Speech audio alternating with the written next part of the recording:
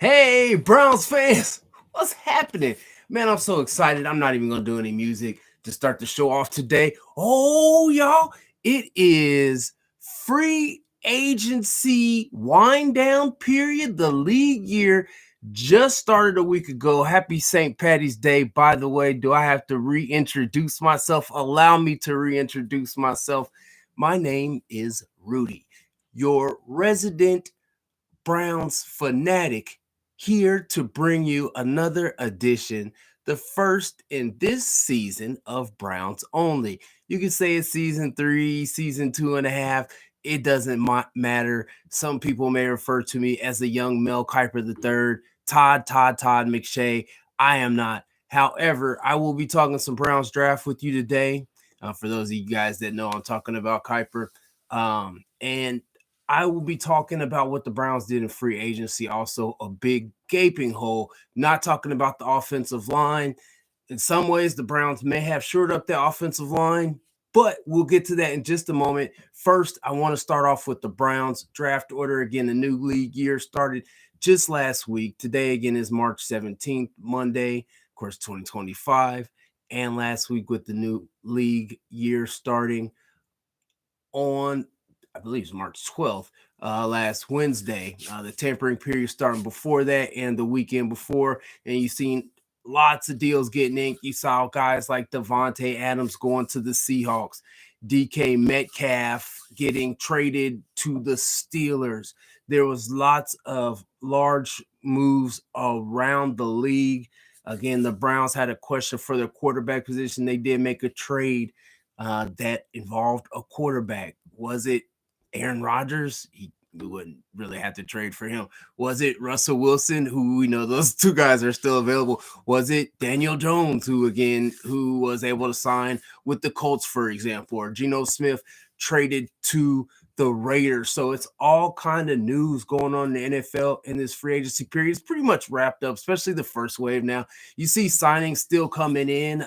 There have been signings as recent as today, re-signing. So a lot of things still going on all around the league. I definitely would love to keep you guys updated on that. But as far as the Browns, I really want to dive right in. There was actually a recent sign I will mention to you. It's kind of out of order here, but Juan Thornhill, he did get cut by the Browns, right? So he signed with the Steelers. So again, there are still signings happening again. You got to say Juan Thornhill was mainly a disappointment, but I didn't want to leave the show with Juan Thornhill. But that is the most pressing news kind of that happened as far as especially like an ex-Brown. Browns haven't made any signs in a couple days, but really everybody's looking forward to the draft. The Browns hold the number 2 overall pick in the draft. If you don't know by now, you better ask somebody. And guess who you better ask? Probably Rudy or another diehard Browns fan or fanatic like me. Don't ask one of those fake Browns fans that's only been, I'm not coming for anybody today, y'all. It's only good vibes only. It doesn't matter. There are no fake Browns. Well, unless you want to jump ship after a rough year. The Browns were 4-13 last year. I forgot to mention that. It was really a struggle. It was hard to take down the stretch. I got a couple shows in, like in season, right? With his 2-6, the writing was on the wall. We saw Jameson. We got a little push, right? And then we know what Jameis will do, man. He's the only guy that's really part of the 30-30 club. So he threw in picks down the stretch, right? So we know that the Browns need a QB after the Deshaun Watson injury. The writing was on the wall. We still got to eat that contract. But, with Deshaun Watson having that second Achilles, everybody knows Deshaun Watson's never coming back. I don't really want to talk about that. But what it does lead to is the premise of the fact that the Browns have to draft a quarterback at number 2. Some people, some Browns fans, especially not even fans really, I think is more analysts and the media are saying that the Browns don't need to draft a quarterback at 2. I wholeheartedly disagree with that. We obviously know that Cameron Ward out of Miami is a top prospect in the draft. He's got the arm strength to spin it downfield. He's got the playmaking ability to move around behind the line of scrimmage, right? The Browns have 10 draft picks in this draft. Some people think that the Browns should, at number 33, which is their second pick, potentially take the chance and gamble, and maybe at the number 2 pick, go with the guy like Hunter, the playmaker out of Colorado. Shedeur Sanders will be available for the Browns if Cam Ward goes number 1 to the Titans, which looks very likely. Abdul Carter's the only other name in the mix in those top 4 or 5 guys. You got Mason Graham, who will probably fall outside of that. Tetro McMillan, who my guy Neek knows as a Raiders fan, is a guy he really likes out of Arizona. Big frame, 6'5". You look at Abdul Carter. He measured in the combine, since we're post-combine, a little smaller than you would have liked to see. On tape, I saw him as being a little bit smaller. I think he's only about 250. So when you're talking about a defensive end rushing with the guy who's not really dropping back in the coverage much, like he was asked to do a lot in Penn State, he was more of an outside linebacker. A guy like a Joe Tryon, he really kind of fits that role, actually, and maybe that sounds crazy, right? But y'all, I don't know. Joe Tryon Shoyinka is the guy who we brought in. I'll get more into that in just a second. But again, talking just strictly draft right now, again, mixing these two things together because they certainly affect each other, right? Who you get in free agency and the holes you plug there, like the Browns getting some utility offensive linemen, even though they lost like a James Hudson, right? But he goes and makes big bank for the Giants. So I mean, Cleveland's not in a position with the Deshaun Watson contract, the albatross there, to be paying guys top dollar as a backup swing tackle, right? Makes sense. So all I'm getting at here is with the Brown situation, it makes only sense that they would swing at number 2. Who, I will ask you, okay, right? Casual fan, let's say, not fake fan, but casual Browns fan, I will say, when's the last time the Browns drafted a quarterback high in the draft? And of course, if you follow football much at all, you know that back in, I think the year was 18, Browns drafted Baker Mayfield number 1 overall, right? And I would say then, well, was Baker a bust? No, Baker wasn't a bust. He just wasn't re-signed by the team, right? It was, you could say, almost like a marriage, irreconcilable differences, right? Baker demanded a trade, and the Browns was like, what? We trade you for like a 5th-round pick. What are you talking about, bro? And he was on the first thing smoking, right? That time, where did he go to? Carolina? Is that where he went first? I know he ended up in a couple stops, obviously now in Tampa, right? And he's found success, and that's a beautiful thing. Played for the Rams. We're definitely not talking about him today. Much success to him as he got like Godwin back in free agency, right? So another signing there of another receiver that went somewhere. What the Browns haven't done in free agency yet is signed any receivers, right? So I'm still seeing guys like a Tyler Lockett that's available out there. We got Stephon Diggs coming in for a visit. Again, I know I'm strictly talking draft. The Browns have 10 picks in this year's draft. We've went through 2 of them. At number 2, the pick should be Shedeur Sanders, right? Number 33, top of the second round. Again, predicated on how the board falls. Again, I'm saying Shedeur Sanders should be the pick at number 2 if Cam Ward goes first. I personally, this is not all about my opinion. I just really want to give information. I like Shedeur a little bit better. To me, he's a little bit more accurate, right? The accuracy numbers show from last year. Burton Adam. Talking about guys like here, Deion Henderson, for example, Quinshawn, how the board goes. I think those might be here, but I do definitely, there are a lot of running backs here that could fit that bill for the Browns and be what they're looking for. Marion Hampton is a name that I really think could be, too, let's say, much value for the Browns to pass up at 33, knowing that, again, Nick Chubb still free agent, still free to sign with anyone. And we don't know if the Browns have officially, given him an offer, if AB has extended an offer. But, we'll find out in the coming days. So I think 33 is definitely a spot where the Browns could go running back. Again, I could see tight end or receiver there, especially any of those receivers that drop, like I mentioned, Burton, Ibuka. Those are 2 of the names I like there, especially at the receiver position. Tight end, I mean, I really don't see like Colston Loveland or anybody like that that's projected to go in the first in most mocks to drop down to the Browns here. Again, I do like Fanning. He ran a little slow at the combine. I think he ran more like in the 4.7 range, 4.72, something like that. So that doesn't help his draft stock. And I don't think he'll go as high as 33. When we go down the list again, the Browns, their third pick in the draft is in the third round. They have 4 top 100 picks, 2 third-round picks. So the first third-round pick, 67, you have to look at the position of need, potentially being, again, tight end. I like a guy like Elijah Arroyo here. There's another tight end that I like out of LSU who is actually Jason Taylor's son. It's Mason Taylor. He'd be a good fit here. There's the Texas tight end, I think Gunnar Helm maybe is his name. He will be a good fit here. So again, tight end. I like that position a lot. I think the Browns, obviously, we need a second tight end after Njoku. Not sure if Aikens resigning. 67 would be a great spot there. Also, again, running back, whatever those running backs I just named, the Travion Hendersons, the Quinshon Judkins. Don't forget about, we haven't heard much about Nicholas Singleton. I do think I don't know if you guys remember Brandon Edwards from Michigan. He will be an intriguing pick for the Browns, but I think he would be more like a 6th-round fit. And don't forget, we have 3 6th-rounders out of those 10 draft picks. Again, those 2 third-round picks. Again, the second third-round pick is the number 94th pick overall. That's from Buffalo, the 30th pick in the third round. So, the Browns are loaded with picks. In the 4th round, they got the second pick, 104 overall. Again, I mentioned the 4 6th-round picks.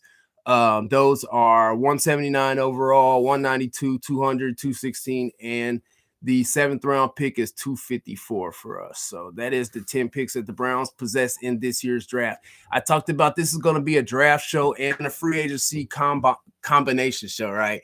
From the Combine is where it all started. Combine happened in it's all running together now, like late February in Indy.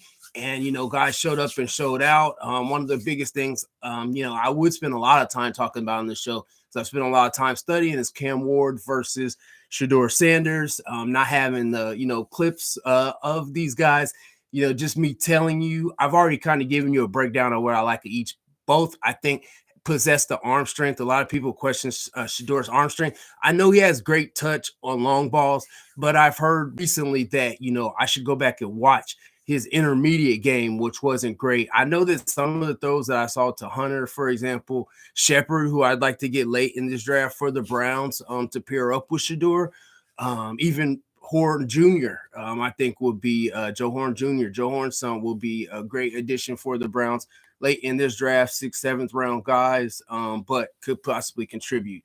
So the signings for the Browns and free agency, something I was really excited about. Honestly, the Browns haven't made much news. I teased this at the beginning of the show. They did trade for Kenny Pickett, who's the former Steelers bust, basically former 1st-round pick, 20th overall-ish for the Steelers. But again, he busted out, and he really, honestly, he got traded from the Steelers. So I wouldn't say it's not like he wasn't re-signed like Baker. Actually, Baker Mayfield was traded too, wasn't he? But in any event, they never picked up his option. He was traded to the Eagles in state, basically. And he did win a Super Bowl with them last year. After a couple basically unsuccessful years with Pittsburgh, he ended up winning the Super Bowl with Philadelphia last year as a backup to Jalen Hurts. It wasn't as if he just completely rode the pine either. He did start at least one game, a couple games, I think, winning a game for them down the stretch. And somebody said because I think he took a knee in the Super Bowl, that's what he was good at doing. In any event, I only say that to say, even if Kenny Pickett is the week 1 starter for the Browns, because after he was traded for DTR in a 6th-round pick, and that says something about basically how bad it was with DTR, who did start quite a few games for us last year and even the year before. One thing that the Browns have to recognize, we need QB depth. That's why I said there's no way we can't draft a QB at number 2. There is a train of thought that we could potentially draft Hunter because we need a receiver. We only have Jerry Jeudy at receiver. Elijah Moore's visiting. I still call him Oakland, the Las Vegas. Your pops had you in Oakland or LA. I'm still going to call you LA, the Raiders. Now Tom Brady's running the show there, one of the brass with the younger Mark Davis. I don't know, younger than the specter of Al Davis, who actually might like what's going on in Oakland right now.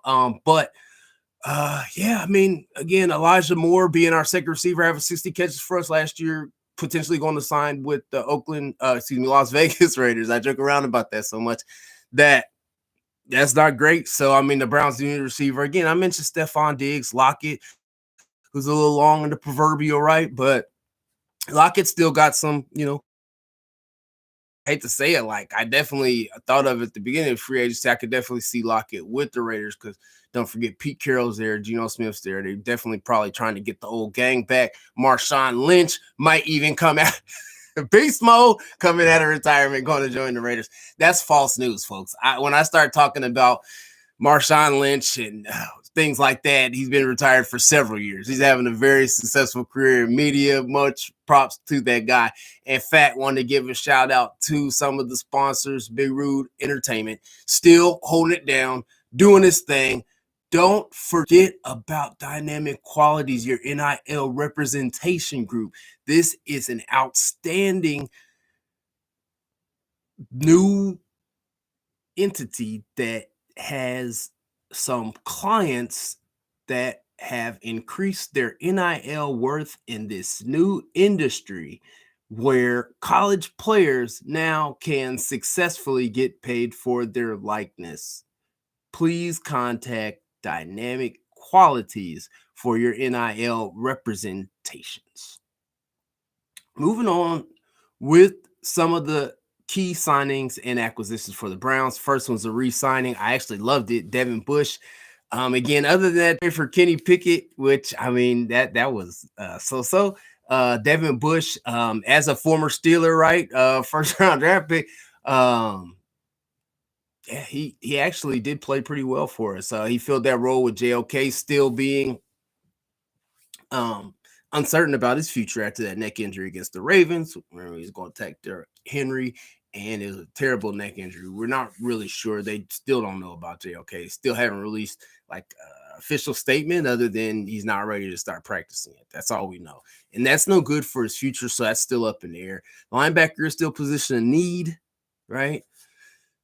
So we'll see what happens there. But we did actually sign a linebacker free agency. Ironically, he's not really a linebacker. So he's a tweener, really. He's a defensive end for us. So he played in 3-4 in Tampa, where he's listed as a linebacker. It's Joe Tryon-Shoyinka.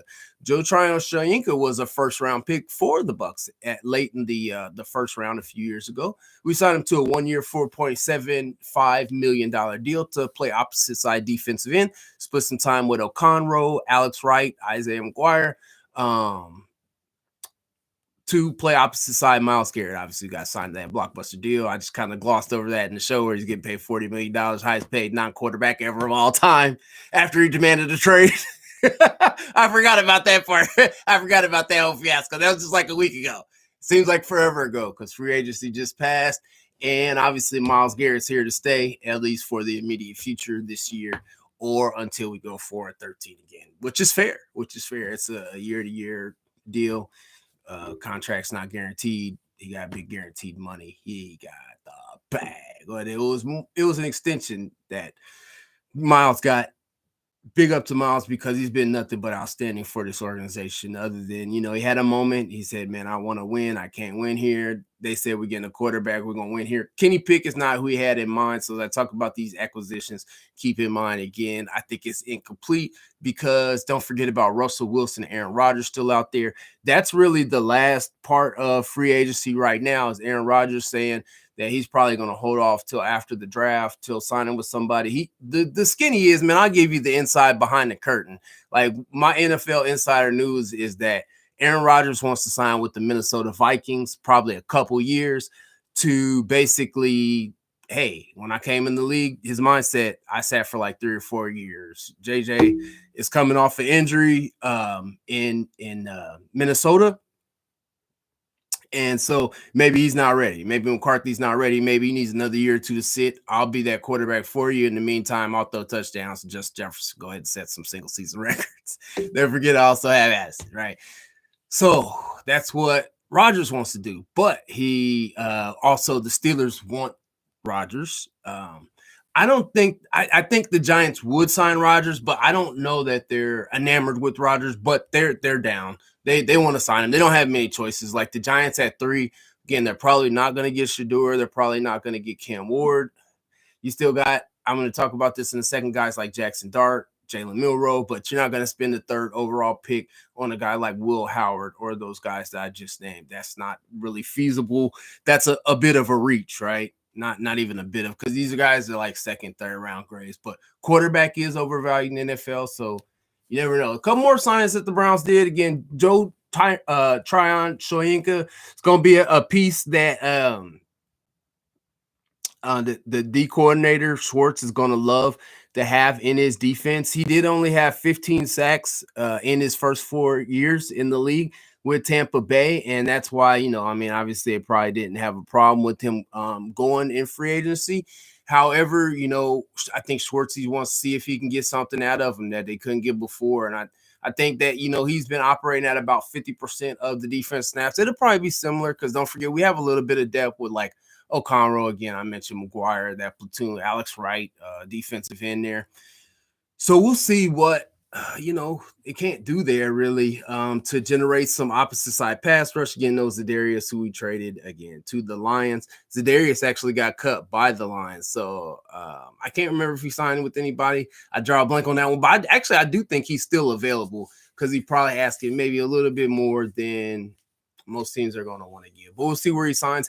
And I apologize if I'm incorrect about that one, but I do think Zadarius is still available. And there is some thought of potentially bringing him back, or at least early in the process there was, especially before Tryon Shoyinka was brought in. So that'll be interesting to see what we can get from Tryon Shoyinka. I'm going to say as many times as I can, try to get the name down before the season starts. Tryon Shoyinka, right? But I'll tell you one guy at linebacker I would love to see the Browns bring back. He was cut by New England. He's still a free agent. It's Taki, Stione Taki, right? He's a linebacker, really depth. I mean, he played special teams, I would say a lot for us as well, right? But he did have somewhat of a starting role. And you could say even it's like the 3rd potential linebacker to provide some depth. I'll be interested to see if Tryon Shoyinka, if he at all is basically standing up, right? Not having his finger in the dirt as a defensive end because of his linebacker or, dropping back in the coverage ability or experience with Tampa. You'll even see Miles do that from time to time. So, I mean, it's good to have a guy with that kind of versatility and depth. I do think we could use some more depth at linebacker. They may try to address that in the draft, right? I mean, I think some of those 6th-round picks, guys like that, don't forget about, we got Buki Watson, drafted him last year, mainly a special teamer for us, again, providing depth at linebacker, but he didn't really have too much of impact. Winston Reed was a guy I actually liked that linebacker for us last year. He played pretty well, I thought. 2 more signings for the Browns. We did sign Washington, I guess you could say reserve swing tackle Cornelius Lucas to a 2-year up to $10 million contract. One thing about him is he's a veteran. He's going on his 12th year in the league, but last year protecting Jaden Daniels, he did only give up 1 sack in 14 games played with 7 starts. So that's not bad at all. That's pretty impressive. Pretty damn impressive. So another last signing, we did not actually retain. We cut Dalvin Tomlinson. So with that being said, his replacement, if you would, kind of a smaller, contract would be Malik Collins. So Malik Collins bought in from the 49ers defensive tackle. So again, we'll see if that'll be an upgrade. He does bring a little bit more in the pass rush, having I believe he had 5 sacks last year. You look at a guy like Tryon Shoyinka, unfortunately, he only had 2 sacks last year, but Malik Collins bringing that interior pressure that helps the Browns out a lot, especially Miles. They do want to generate interior pass rush. That's why they brought in a guy like Michael Hall Jr., who was their earliest draft pick last year, and was the 2nd or 3rd round. I think it was late second round. And try to basically generate pass rush through the middle there. There's only a couple more things I want to mention. There's still some players out there who I'd love to see the Browns sign. I mean, one being obviously Nick Chubb. I mentioned earlier in the program that he is still unsigned. Russell Wilson actually came in for a visit with the Browns last week, so it'd be very interesting to see if Sierra says this is somewhere Russell should finish out his career. Word is he met what not word is what actually happened is he met with the Giants the next day, and he's open to signing with the Giants. They offered him a 1-year deal. He wants 2. So I think it is a little bit more likely that he signs with the Giants at this point. You do have Kenny Pickett at least competing for a starting job here. He has been told that he will compete for a starting job. You know what? I'll give you guys a couple more minutes if you don't mind. I'll just mention a few more names that I pretty much mentioned throughout the show at most of these positions. So it's not really too much. I'll mention a couple of the quarterbacks, again, at the top of the draft. 1 and 2 is the Titans, who now they only have Will Levis, because Mason Rudolph re-signed with the Steelers. Steelers are in a bad way as far as the quarterback right now, man. If you look at it on their roster right now, they just have Mason Rudolph. I think they have Skylar Thompson as their other quarterback. So yikes if they started the season off like that, right? But, maybe they'll draft a guy like a Jackson Dart, who basically that's where I'm getting at. There's a order, right? There's always a pecking order.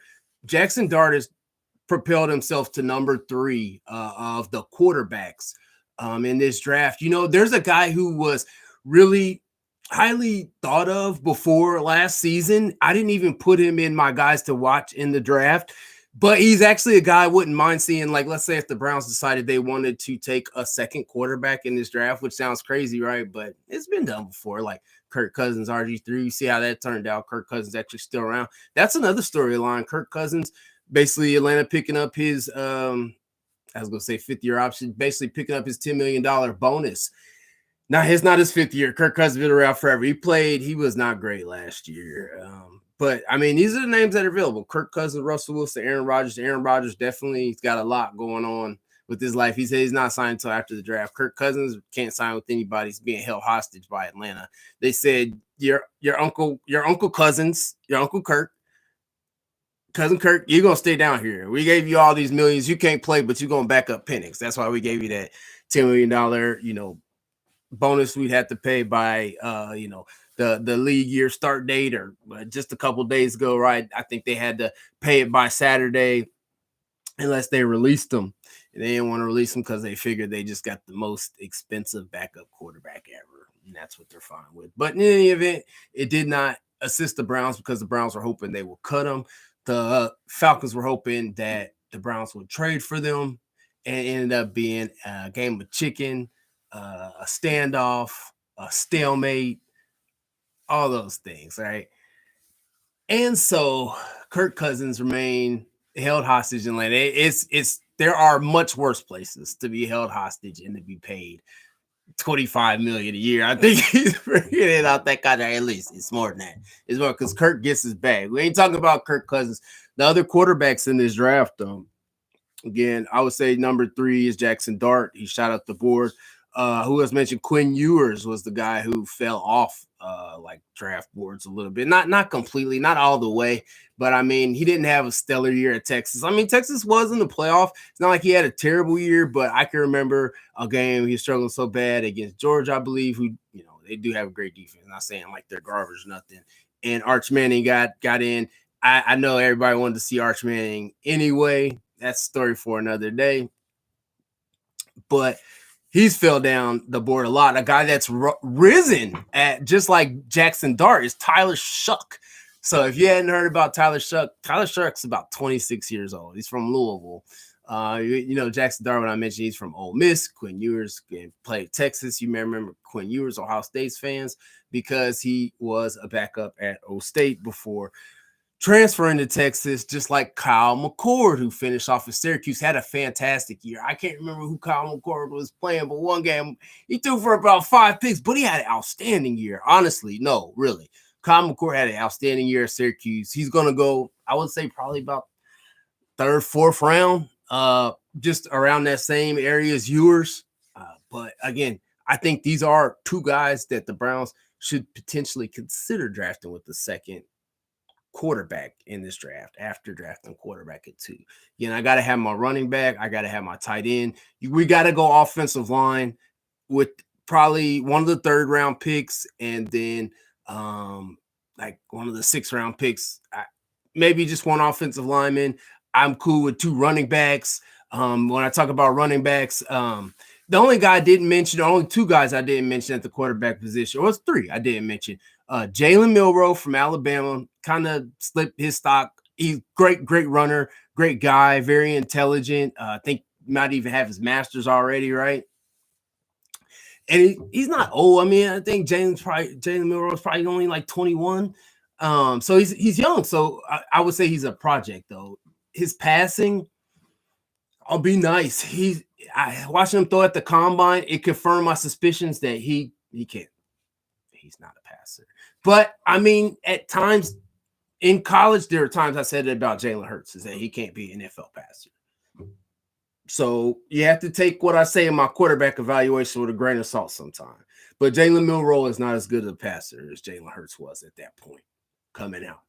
And Jalen Hurts really benefited from going to Oklahoma that last year and being in a different offense, showing, kind of his throwing acumen. And I'm sure, just having a little bit more opportunities to throw in a different type of system, master another type of system. Jalen Milroe wasn't done any favors last year under DeBoer as compared to losing Nick Saban the year before. You can see the difference. He played much better. And I think he only had like 15 touchdowns, like 13 picks at Alabama last year. So you're going to have superior talent. You are in the SEC still with the Dogs, with Georgia and everything. Ole Miss, played obviously very well with Jackson Dart this past year. So it's not like you don't have any competition in the SEC. Obviously, the SEC is always a gauntlet. LSU, Florida's been down. But, I mean, even teams like Missouri, SEC is always going to be tough. But what I'm saying is Jalen Milroe did not show enough, not only with his passing in the combine.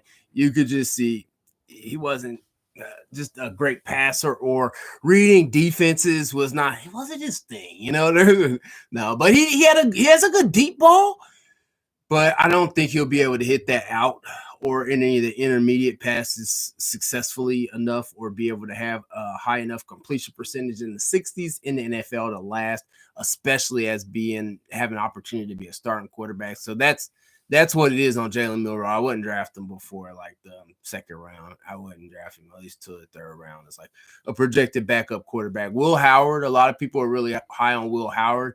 He's his draft stock has increased quite a bit. He didn't really have a great combine, but you saw what he did down the stretch, man, leading Ohio State to the national championship. Last quarterback I'll mention is Dylan Gabriel. Dylan Gabriel threw a lot of screens at Oregon. He amassed a lot of yards. And, he was a winner, though. I mean, Oregon only lost, I think, the one game, and that was to Ohio State, right? So you can't say that Dylan Gabriel didn't win, but he's diminutive, too. He's not very big. You talk about size being an issue. Jackson Dart is 6'3". Jalen Milroe is 6'2". These guys have NFL size. Tyler Shuck is actually, I believe he's like 6'4", 6'5".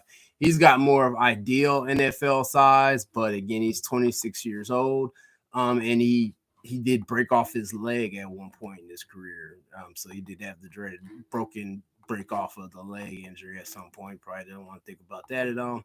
I'll mention a couple running backs before we get out of here, folks. I ain't going to hold you up too much longer. But also Kyle McCord, I think he's in that 6'2", 6'3" range. I can't remember. I really like Kyle McCord though, y'all. Hey, for real, as again, like a 4th round draft pick, because you got Will Howard, man. Will Howard might even go to the Steelers at like 21 overall, man. So that's crazy, because Will Howard's like a 2nd, 3rd round pick. People have talked him up so much. I'm glad they have. Will Howard could be a beast in the NFL, man. Could he be Roethlisberger? I don't know about all that, man. His arm is good though. I don't really see the flaws with Howard. One thing I do know, and I've used against guys on many occasions in the draft process, most times those guys have showed to at least be at least decent, sometimes not. But when you come from a system where you have players like he was playing with, especially like the receivers like Abuka, you got an all-time great young receiver there right now at Ohio State. So it just is and they had great running backs. So is it, that he balled, or was it the system and the, successful system and the extreme talent around him that was probably better than everywhere else? So, we'll see down the road. I mean, he'll get opportunity, hopefully, and maybe to start somewhere where he'd be drafted. Again, I do think he'd be a good fit for the Steelers, but I don't wish the Steelers that much luck or success or whatever you want to call it for that to happen to him, which could, benefit them. Yeah, finally, man, the running back position is deep, man. A guy that I've been, thinking about would be a good fit recently is Devin Neal from Kansas. If we can get him, somehow sneak him in the third round and he's still around, that'd be beautiful. I mentioned Omari on Hampton. He's gonna go early in this draft, man. He'll go top 20. I mean, top 25. So we're not going to be able to get him by the time 33 comes around. Ain't no reason to trade up for a running back. Let it fall to you. We can get one in the second or third. We can use that second round pick, 33 overall, or we could use one of our third round picks. Maybe not on Amari Hampton, but like I said, a guy like a Devin Neal, Travion Henderson from Ohio State, Quinshon Judkins. I didn't write them down, but both Allen, Singleton, both of them, I think that's the fourth round, maybe third roundish, but they both are quality backs too. I do like Travion Henderson out of all four of those Big Ten running backs I mentioned. However, the Big Ten running back I like the best is Caleb Johnson. Maybe say again as early as 33. So we'll see what he could do. Cam Scatterbo would be a back that I could see potentially going later. Hasn't run yet. Don't know what he could run. There was a cat that ran out of Virginia Tech. I can't remember his name. It's kind of a hard to pronounce name. But he would be a dark horse, like late round running back, fourth round or later. That he ran like about a 4.29 or something like that, 4.3 some. And I was like, man, dude got some speed though, but he's not a big back. And I think he did run for about 1,000 yards for Virginia Tech though. So I have that name to you on the next show that I will drop to you to catch you up on maybe some late round draft sleepers, right? So I mentioned guys that will be going throughout the show, maybe like in rounds 1 through 4 mostly. Come back with guys like Donovan Edwards in the next show. You know what I mean? Like I said, a guy that could slip, right? Go after the 5th round, but could still have some value, like a DPJ for the Browns did some years back. I dropped a lot of names on y'all. So if you're not a big, sports football fan, not a big Browns fan, maybe some of these names you're like, I ain't heard of that dude. But maybe in a few years you will, especially when it comes to relation to the draft, or like a guy like a Joe Tryon-Shoyinka. Just because he didn't have success doesn't mean that he won't, in Tampa in his first 4 years, doesn't mean that he won't have success for the Browns, right? Will it happen? I don't know, but stay tuned because I'll have another episode coming to real soon that's probably going to break down the draft a little bit more, either post-draft or pre-draft. I really get psyched about the draft. Like I said, a young Mel Kiper III, Rudy, definitely bring you Browns only. Always happy to do it. Ran the show a little bit longer than I usually do, but again, very excited to be back with you guys, shooting it in the studio, man, bringing it to you from the doghouse. Yo, thank you again for tuning in to Browns Only. This is season 2.5, season 3, episode 1. I want to call it a day. Again, giving you basically a wrap of free agency for the Browns. Still a couple guys out there, right? Like Russell Wilson, like Aaron Rodgers. You're not going to sign Aaron Rodgers, but in the Browns, I think they almost made an official statement and said, first of all, Aaron wants too much money. That's true. He's going to want at least 25 a year. That's understandable. But then also, too, Aaron's going to want to do things his way. Aaron's kind of flashy, man. Aaron could be, I don't want to say defiant, right? But he's a free spirit. He's his own man. You're not going to be able to control him, tell him to be in the facility whenever you want to be in the facility. Aaron, look, what was the Gundy? I'm 40. I'm grown. That's what Aaron. I'm a man. I'm 40. Come to me. Tell me to be. Hey, you don't want that from your quarterback. And you don't necessarily want that around your rookie early draft pick quarterback, right? So again, I think the pick being at number 2 for the Browns, Shedeur Sanders, you want a guy that can mentor. Well, I don't know that Kenny Pickett is that. Maybe Russell Wilson is that. I know Russell Wilson really wants the opportunity to start. I think the Giants probably the best fit for him. The Steelers, would they be left out in the cold? They are also entertaining bringing Aaron Rodgers in. Steelers made it pretty clear they do not want Russell Wilson back.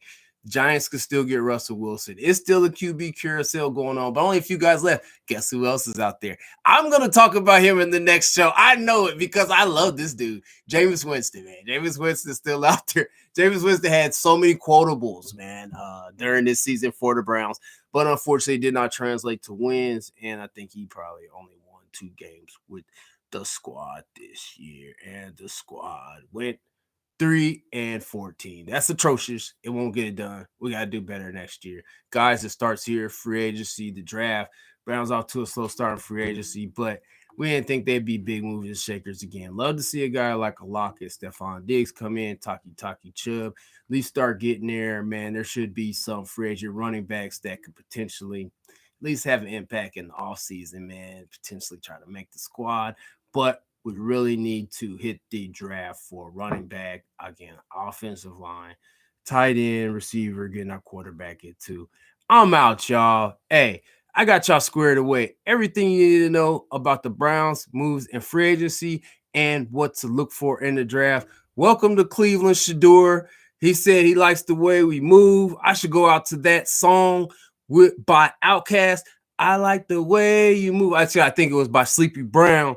But you know what I'm saying, man? Yo, if you like the way we move with this show, get at me, man. You know you can always get at me, 937-355-2137. I wasn't taking calls today, making a little bit of a comeback.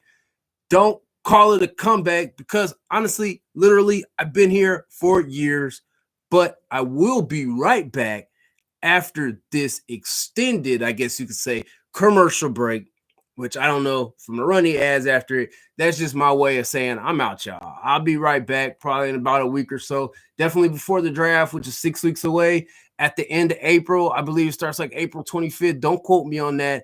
However, I'm going to give you some kind of coverage of it because I'm a draft fanatic. Thought I told you, young Mel Kiper III, Rudy signing off. Thank y'all for tuning in again, man. Love y'all. Talk to y'all soon. Have a beautiful evening. Happy St. Patty's Day. Cheers.